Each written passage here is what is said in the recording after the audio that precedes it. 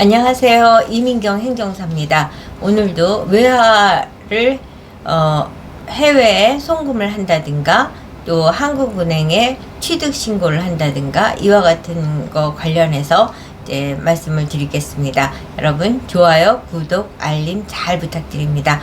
제가 몇 번에 걸쳐서도 말씀을 드렸지만 외화 거래와 관련해서는 100이면 100명이 다 다른 케이스가 있다 이렇게 생각할 정도로 정말 케이스가 다양하다는 것을 느끼고 또 이 또한 이제 다양한 케이스를 경험하면서 이민경 행정사의 전문성은 계속 누적되고 있다는 사실을 제 스스로 매일 확인하고 있습니다.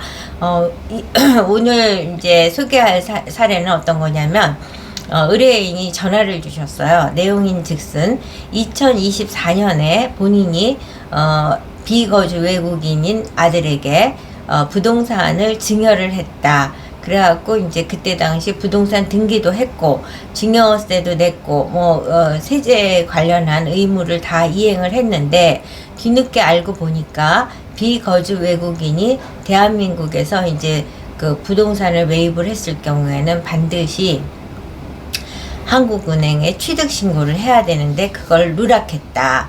또 그 문제를 생각하게 된 배경은 이제는 그 부동산을 매각을 해서 그 돈을 해외에 있는 아들에게 송금을 하려는 입장인데 사전에 그렇게 취득신고를 하지 않은 부동산은 해외에 송금을 할 수 없다. 이런 얘기를 들어서 자기가 밤잠을 설치면서 고민을 하다가 이민경 행정사를 폭풍 서치를 통해서 찾았다. 이 문제를 상담하고자 한다. 그리고 난 지금 일단은 한국은행에 상담을 요청을 했기 때문에 갔다 오겠다. 이렇게 해서 이제 연락을 주셨습니다. 그랬는데 이제 하루가 지난 다음에 문자가 왔어요. 한국은행에서 문자가 왔는데 어떤 내용으로 왔냐면은 외국환 거래 규정 제7-44조 및 제7-45조에 의거하여 귀하의 사례는 부동산 취득 신고 의무 대상이 아닙니다. 이런 문자가 왔다는 거죠. 그래서 이제 사실은 면제가 된 거니까 부동산 취득 신고에 대한 의무가 면제됐다니까 굉장히 반가운 소식이긴 하지만 이제 이거를 정확하게 이해하지 못하는 입장에서는 뭔가 또 잘못 처리해서 추후 나중에 세금 폭탄을 맞는다든가 처벌을 받게 되면 어쩔까 하는 이제 부담을 느끼게 된 거죠.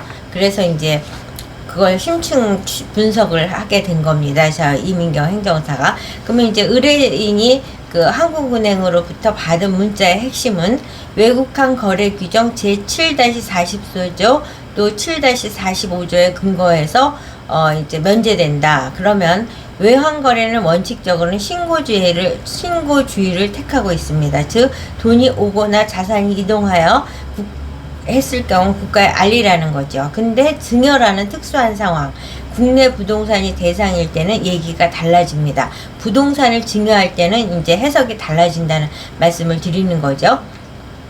이제 증여는 즉 대가가 없는 거래의 특수성이 있기 때문에 이 7-44조에 대가 없는 거래의 특수성이라는 조항이 있고 그리고 거주자와 비거주자 간의 증여 계약에 대한 신고 의무를 다루기는 하지만 그 재산 증여할 때 한국은행에 신고를 하지 않아도 되는 것은 현금을 송금한 것과는 달리 국내 부동산을 증여하는 행위 자체는 소유권만 이전을 하는 것이지 자산이 여전히 대한민국 영토 안에 남아있고 또 한국은행은 실질적인 외화 유출이 발생되지 않은 거기 때문에 자본 거래 신고에 실익이 없다고 판단해서 신고 의무를 면제하게 되는 겁니다.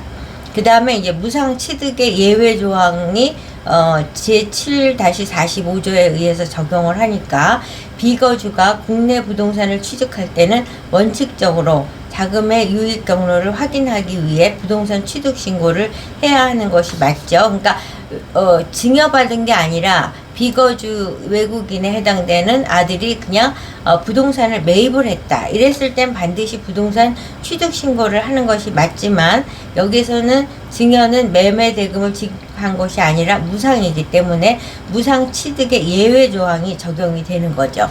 이에 따라서 이제 비거주 외국인인 아들이 한국에서 부동산을 부모로부터 증여받았다. 이랬을 때는 증여세라든가 취득세는 내야 되겠지만 한국은행의 부동산 취득 신고의 의무는 면제된다. 이렇게 해석을 하면 됩니다. 근데 이제 이 의뢰인은 현재 면제된다는 것까지 해서 이제 환호를 하지만 이걸 매각한 다음에 해외에 돈을 송금할 때는 그 의무는 다 이행을 해야 됩니다. 그거는 뭐냐면 자금 출처 확인서를 확인을 해야 되고, 또 이게 증여에 의해서 이렇게 한국은행으로부터 부동산 취득 신고를 하지 않아도 된다는 면제에 대한 것을 입증하는 자료를 제출을 해야지 송금을 할 수 있다는 점. 그래서 면제됐다고 해서 송금이 자유로워지는 것은 아니라는 점을 유념하실 것을 이제 안내해 드렸고, 관련해서 저는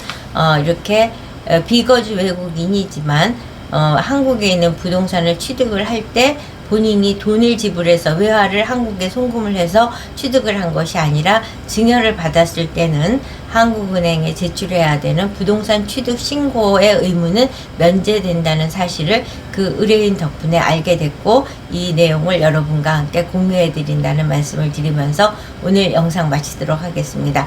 좋아요, 구독, 알림 잘 부탁드립니다.